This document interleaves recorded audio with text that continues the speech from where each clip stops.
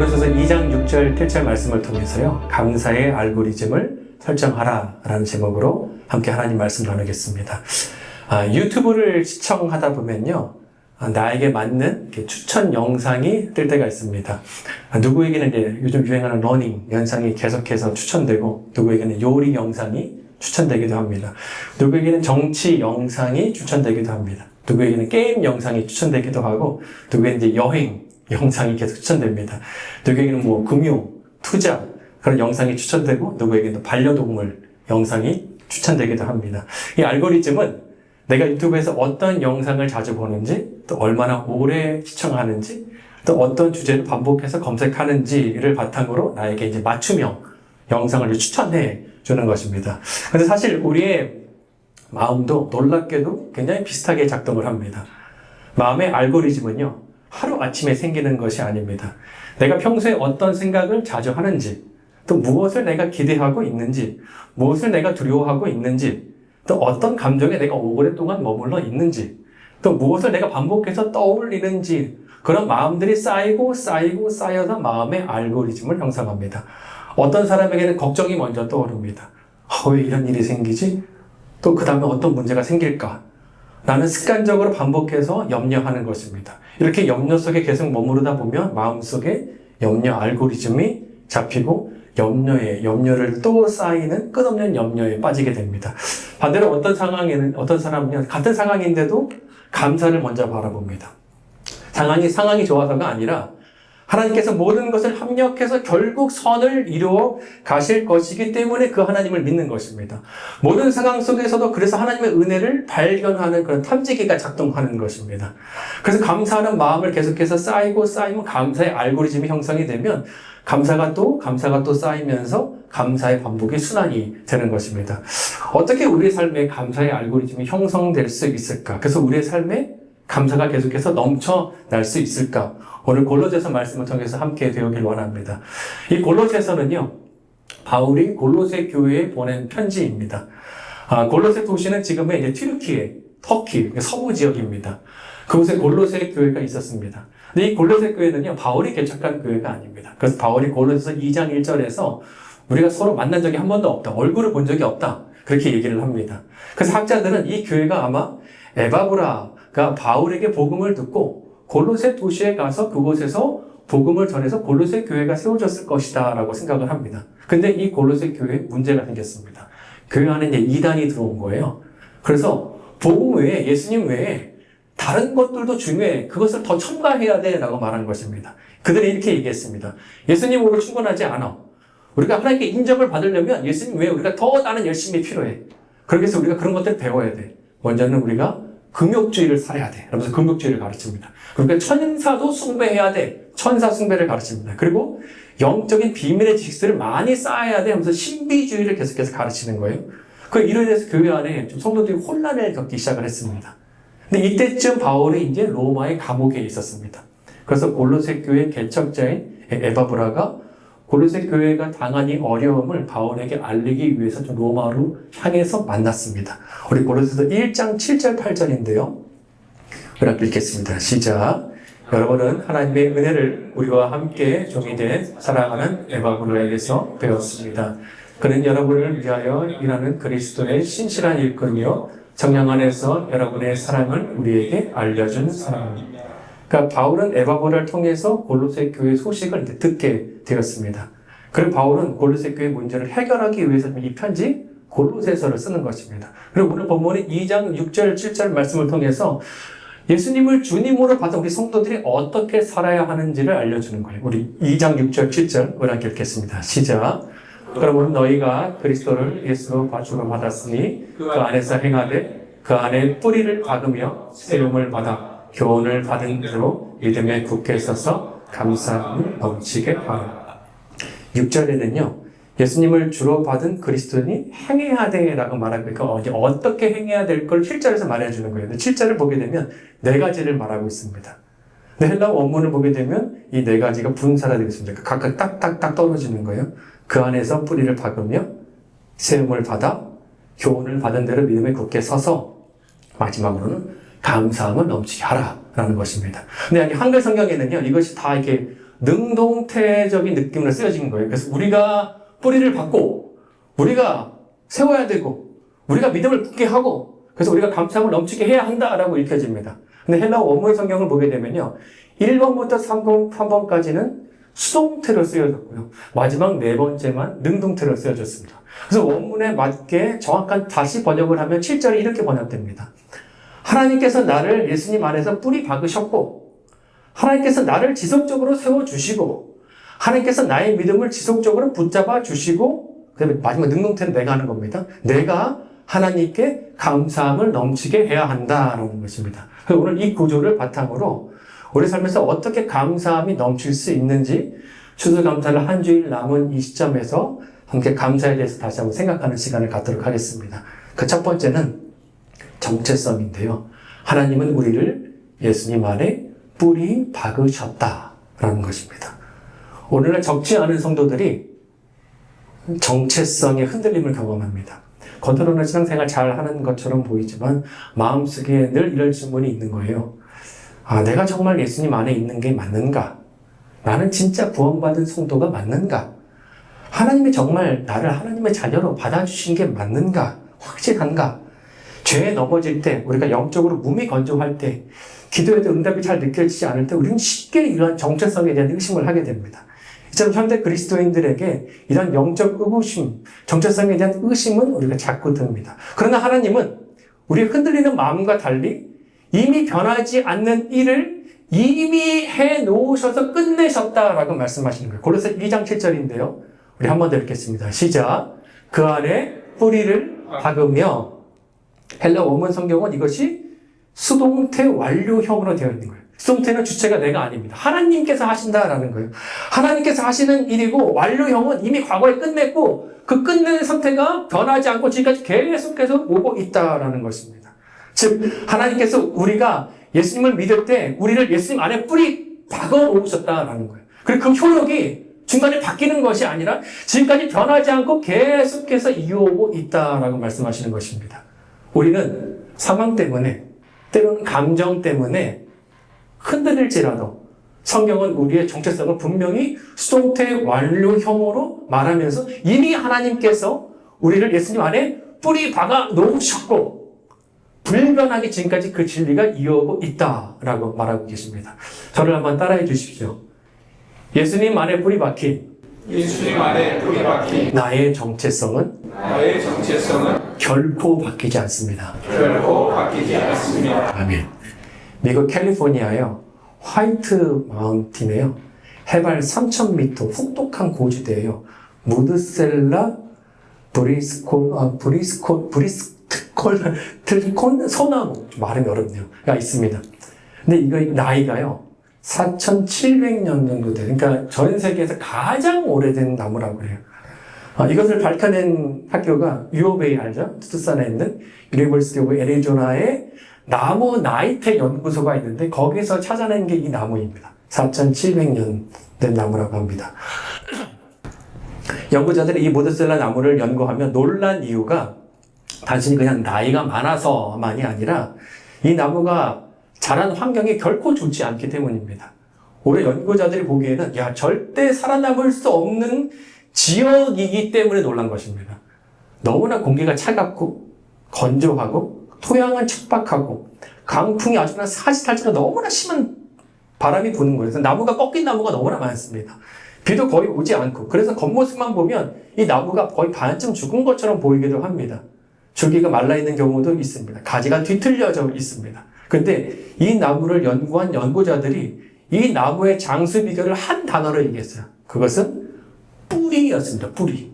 이 모드셀라 소나무의 뿌리는요, 깊지 않지만 아주 넓게 아주 복잡하게 바위 틈들을 향해서 계속해서 뻗어나가는 거예요. 그래서 뿌리가 산 전체와 연결된 아주 거대한 반석에 이 뿌리가 연결되고 그 반석을 꽉 잡고 있었기 때문에 아무리 강한 바람이 불어도 아무리 혹독한 기후가 몰아치더라도 이 나무가 결코 뽑히지 않았던 것이었습니다. 겉으로 보기에는 너무나 약해 보이는 평범한 나무 같지만 그 뿌리가 반석에 박혀 있기 때문에 그렇게 오랫도록 지속할 수 있었습니다. 믿음도 그렇습니다. 겉으로 보기에는 흔들리는 것 같지만 우리의 뿌리가 어디에 박혀 있느냐에 따라서 누군가는 그 뿌리가 뽑히기도 하고 누군가는 그 뿌리에 견고하게 그 자리를 지키기도 합니다. 사랑하는 여러분, 저와 우리의 뿌리가 영원한 반석 대신 예수님 안에 박혀 있음을 믿으시기 바랍니다. 구약의 요셉의 인생을 보면요, 겉으로는 너무나 흔들리는 인생 같습니다. 형들이 버림받아 구덩이에 던져지고 노예로 팔려서 이집트에 끌려가고 억울한 누명에 씌워서 감옥에도 갇히고 사람들에게 잊혀지는 시간들까지 있습니다. 누가 봐도 이거 그냥 뿌리째 뽑힌 인생 아니야? 라고 느껴질 수 있습니다. 그러나 성경은 요셉의 인생을 환경 중심으로 설명하지 않습니다. 성경은 요셉이 어디에 심겨져 있느냐로 판단합니다. 우리 39장을 보면 이렇게 나옵니다. 여호와께서 요셉과 함께 하시고 여호와께서 그와 함께 하시고 여호와께서 요셉과 함께 하시고 여호와께서 그와 함께 하시고 그가 계속해서 어려운 환경 가운데 놓여 있지만 그때마다 변치 않는 말씀은 여호와께서 그와 함께 하신다는 것입니다. 요셉의 정체성이 무엇인지 그의 뿌리가 지금 어디에 박혀 있는지 알려주시는 말씀입니다. 요셉의 상황은 흔들렸지만 그의 뿌리는 한 번도 흔들린 적이 없는 거예요. 왜냐하면 요셉이 하나님을 붙드신 것이 아니라 하나님이 늘 요셉을 붙들고 계셨기 때문입니다. 예수님께서 이렇게 말씀하셨습니다. 요한복음 10장 28절인데요. 이렇게 읽겠습니다. 시작. 그들을 내 손에서 빼앗을 자가 없느니라. 사도 바울은 이렇게 말합니다. 로마서 8장 39절인데요. 이렇게 읽겠습니다. 시작. 주 그리스도 예수 안에 있는 하나님의 사랑에서 끊을 수 없으리라. 사랑하는 여러분, 하나님께서 우리의 뿌리를 영원한 반석 대신 예수님께 박아놓으셨고 그 누구도 우리를 빼앗을 수 없고 하나님과의 사랑에서 끊을 수 없음을 믿으시기 바랍니다. 우리가 흔들려도요, 우리를 붙드시는 하나님의 손은 결코 흔들리지 않습니다. 이것이 예수님 안에 박힌 우리의 정체성입니다. 두 번째는요, 성장인데요. 그것은 하나님은 우리를 예수님 안에서 세워가신다는 것입니다. 우리는 나는 교회 다닌 지 예수님 믿은 지 5년 됐고 10년 됐고 15년 됐고 나는 어릴 적부터 부모님 따라서 교회 다닌 사람인데 왜 나는 이렇게 신앙 성장이 더딜까? 라고 혹시 생각한 적이 있으신가요? 하루아침에 우리가 천사가 되기를 바라지만 그렇지 못하고 잘 변화도 되지 않는 것 같습니다. 나는 왜 이렇게 잘 안 변할까? 왜 내 인격은 이렇게 성숙하지 못할까? 왜 나는 자주 이렇게 흥분할까? 왜 나는 늘 제자리 걸음일까? 하나님이 정말 나를 변화시키고 계시는 것이 맞을까? 하지만 성경은 우리를 통해서 분명히 말씀하십니다. 고린도서 2장 7절인데요. 이렇게 읽겠습니다. 시작. 세움을 받아. 세움을 받아는 수동태 현재형으로 쓰였습니다.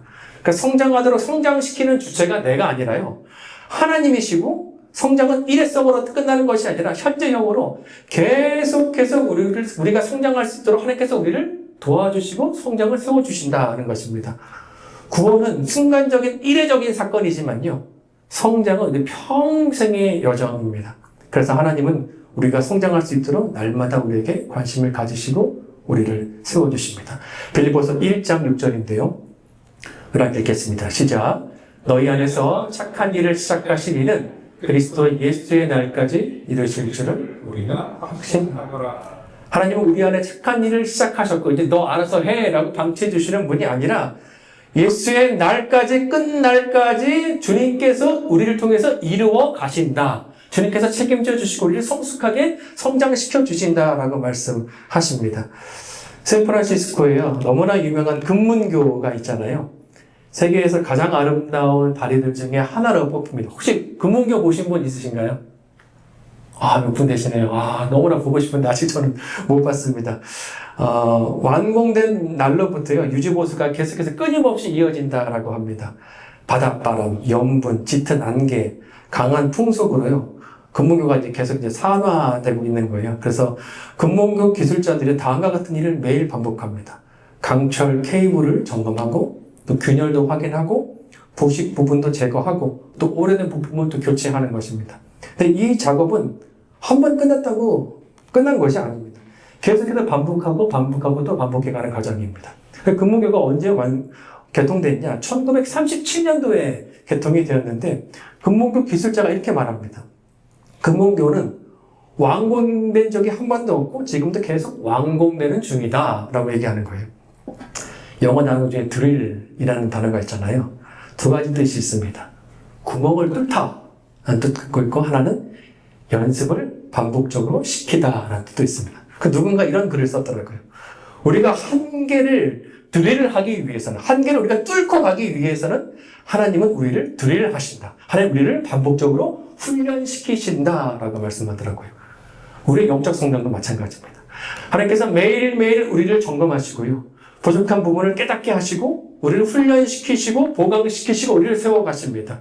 우리는 하나님의 영적 봉사 현장입니다. 그래서 내가 나에게 실망스러울 때가 있잖아요. 이번 한 주간도 내가 왜 그랬을까? 내가 나에게 실망스러울 때 나는 지금 하나님께서 나를 훈련 중이심을 잊지 마시기 바랍니다. 나는 봉사 현장임을 잊지 마시기 바랍니다. 그 내 삶에 평안이 깨지고 여러 가지 불편한 시끄러운 소음들이 들릴 때 이 고난을 통해서 하나님께서 나의 믿음을 지금 훈련하고 계시는구나. 나는 공사 중이구나. 나의 부족함이 지금 깨지고 있구나. 내가 하나님 앞에서 세워져 가고 있는 중이구나 라고 기억하시기 바랍니다. 하나님께서 그분의 신실하신 사랑과 은혜로 오늘도 일하시고 내일도 일하시면서 우리를 세워가실 것입니다. 세워갈 우리를 어떻게 하시냐? 세 번째는요, 견고하게 하시는 것인데, 그것은 하나님은 우리의 믿음을 붙잡아 주신다. 뿌리 박게 하시고 세워가시면 이제 흔들리지 않도록 붙잡아 주시는 거예요. 우리 믿음이 흔들릴 때가 있습니다. 기도해도 병이 낫지 않을 때, 또 관계가 좀 꼬여 있을 때, 회복되지 않을 때, 경제적 어려움이 계속될 때, 갑작스럽게 일자리를 잃게 될 때, 자녀에게 문제가 생길 때, 반복되는 죄와 수치심 때문에 나는 하나님께 실망만 드리는 존재야 라고 느낄 때, 인생의 이제 후반부를 달리고 있는데 내가 인생을 쭉 돌이켜보니까 허무감이 들어오는 거예요. 내가 지금까지 뭘 이런다. 자책할 때, 이런 순간에 우리의 믿음이 흔들립니다. 하지만 하나님은 성경을 통해서 분명히 말씀하십니다. 2장 7절인데요. 이렇게 읽겠습니다. 시작. 교훈을 받은 대로 믿음에 굳게 서서. 그리스도 고대 문헌에는요, 굳게 서서라는 이 단어가 배가 풍랑에 떠밀리지 않도록 앵커, 닻을 내려서 고정시키는 상황과 같은 뜻으로 묘사를 했습니다. 고린도서 2장 7절에서 이 단어가 역시 수동태 현재형으로 쓰였습니다. 이 말은 하나님께서 우리의 믿음이 떠내려가지 않도록 하나님께서 앵커를 내리듯이 하나님께서 우리의 믿음을 굳게 해 주신다는 것입니다. 그래서 7절의 말씀의 원뜻을 살려서 의역하면 이렇습니다. 하나님이 너의 믿음에 앵커를 내려 고정시켜 주신다 하는 것입니다. 좀 전에 하나님께서 우리를 세우시면서 우리를 성장시키신다고 말씀하셨잖아요. 이것이 성숙의 말씀이라면 이 오늘 이 세 번째 말씀은 성장할 때 우리의 믿음이 흔들리고 떠내려가지 않도록 하나님께서 우리의 믿음을 꽉 붙잡으셔서 견고하게 해주신다라는 것입니다. 하나님께서 흔들리는 상황에서 우리의 믿음이 흔들리지 않도록 붙잡아 주십니다. 현대 항공기에 자이로스코프라는 그런 기기가 있다고 그래요. 저는 잘 모르는데 우리 파일럿 명진사님은 제일 잘 아시겠죠. 이게 뭐냐면 일종의 비행기가 어떤 자세에 있든지 이 기수가 얼마나 올라갔는지 그리고 양쪽으로 얼마나 기울었는지를 정확하게 이것이 알려주는 그런 기계라고 합니다. 근데 이 장치가 놀라운 이유는 비행기가 아무리 흔들려도요, 이 자이로스코프 자체가 흔들리지 않는다고 합니다. 늘 유지한다라고 합니다. 그 자이로스코프 안에 초당 수천 회 회전하는 디스크가 있는데 물리학적으로요, 이 회전축은요, 외부 충격이 와도 방향을 계속해서 유지하는 그런 성질을 가지고 있다라고 그래요. 그래서 비행기가 난기류가 만나서 상하와 좌우로 비행기가 흔들려도 이 장치는 그 축을 그대로 유지하고 있기 때문에 계속해서 팔면서 알려주는 겁니다. 이게 지금 수평이야. 이게 지금 중심이야. 여기만 따라가면 돼. 라고 알려주는 것입니다. 기준점을 계속해서 잡아주면서 흔들리지 않게 계속해서 붙잡아주는 것입니다. 그래서 파일럿은요, 난기류 속에서 창밖을 보는 것이 아니라 때로 자신의 감각을 의지하면서 운전하는 것이 아니라 자기의 느낌을 따라가는 것이 아니라 이 기계가 말해주는 것에 의지하면서 신뢰하면서 간다라고 합니다. 그래서 폭풍 속에서도 비행기가 뒤집혀지지 않고 길을 잃지 않고 이 자이로스코프가 중심을 붙들면서 그것을 따라서 운행한다라고 합니다. 우리의 믿음도 마찬가지입니다. 인생의 난기류를 만날 때 하나님은 우리 안에 보이지 않는 영적 자이로스코프 중심을 딱 잡아주십니다. 붙들어 주십니다. 하나님의 오른손과 왼손을 우리를 꽉 붙잡아 주시는 것입니다.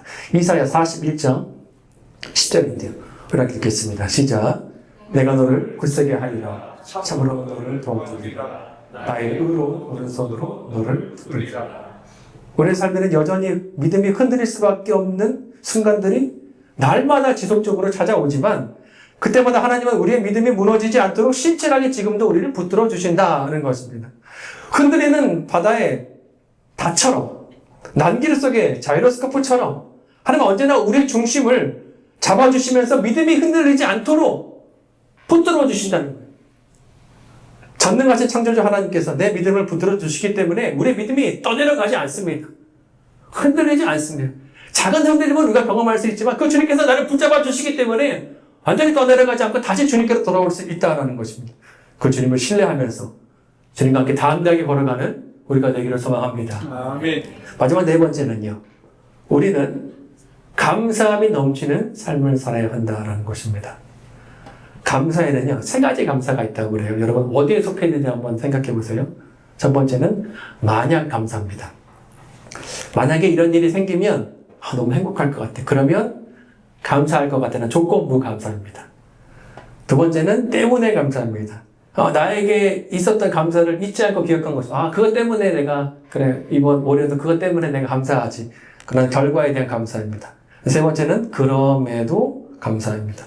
이것이 가장 성숙한 감사인데 눈에 보이는 상황만 판단해서 감사하는 것이 아니라 눈에 보이지 않는 실제로 일어나는 일, 눈에 보이지 않지만 실제로 지금도 일어나고 있는 일, 그 영적인 일들, 하나님께서 지금 일하고 계시는 그 일들까지 보면서 우리가 감사하는 것입니다.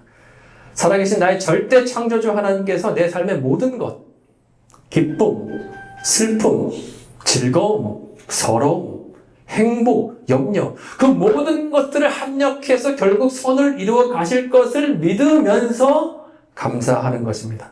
눈에 보이는 연약한 내 손만 보면서 불평하는 것이 아니라 눈에 보이지 않는 전능하신 하나님의 오른손을 보면서 우리가 감사하는 것입니다. 우리 7절 말씀 하나 읽겠습니다. 시작. 감사함을 넘치게 하라.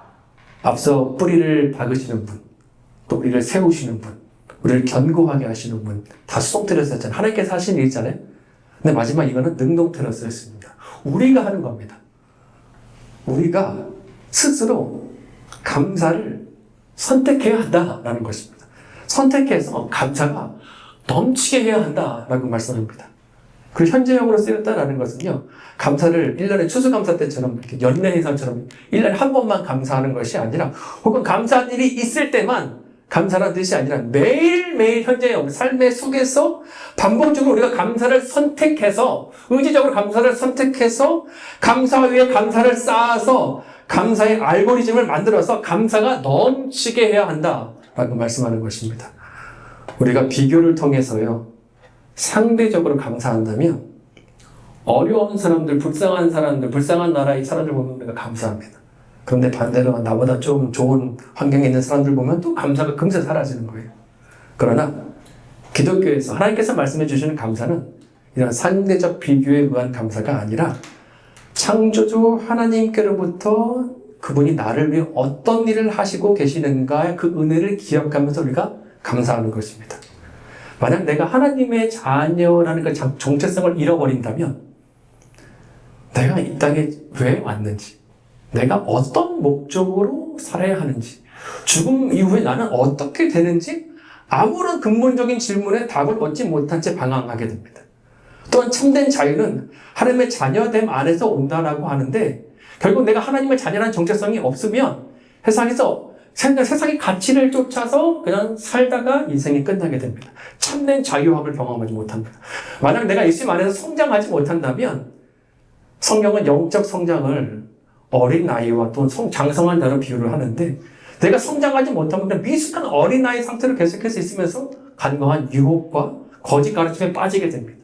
내가 만약에 믿음이 견고하지 못한다면 근데 그 상태에서 바람에 흔들리는 바닥 물결처럼 이리 갔다 저리 갔다 믿음이 견고하지 않으면 위기 속에서 하나님보다 상황을 더 크게 보면서 두려운 감정 가운데 염려 가운데 빠지게 됩니다. 하나님께서 나를 통해 기대하시는 열매를 우리가 맺지 못하게 됩니다. 그런데 하나님께서 나를 예수님 안에 뿌리 박게 하셨고 내가 하나님의 자녀라는 흔들림 없는 정체성을 나에게 심어주셨을 뿐만 아니라 예수 안에 내가 꾸준히 성장할 수 있도록 그분께서 나를 세워주시고 나의 믿음이 흔들리지 않도록 견고한 그 주님의 오른손이 나를 붙잡아 주시는 그 은혜를 알기 때문에 그래서 우리가 다른 사람과 비교를 통해서 우리가 감사하는 것이 아니라 절대 창조주 하나님께서 나에게 행하신 그 일을 기억하면서 우리가 감사를 표현할 수 있다라는 것입니다. 그리고 더 나아가서 이런 감사가 쌓이고 쌓이면 넘쳐 흐르게 하라라고 말합니다. 하나님께 뿐만 아니라 감사가 넘쳐 흘러서 가족들, 지인들, 이웃들에게 감사가 표현될 수 있기를 바랍니다. 부부 사이에 키우면 좋은 3마리 소가 있다고 그래요. 첫 번째는 조소, 두 번째는 맞소, 세 번째가 뭘까요? 네? 고맙습니다. 역시 장로님. 이번 한 주간도 하나님의 은혜를 기억하면서 감사를 표현하시고 고마운 가족들, 지인들에게 감사의 편지 카톡하면서 고맙소, 감사도 표현하시고 그래서 감사가 넘치는 우리의 삶이 되기를 소망합니다.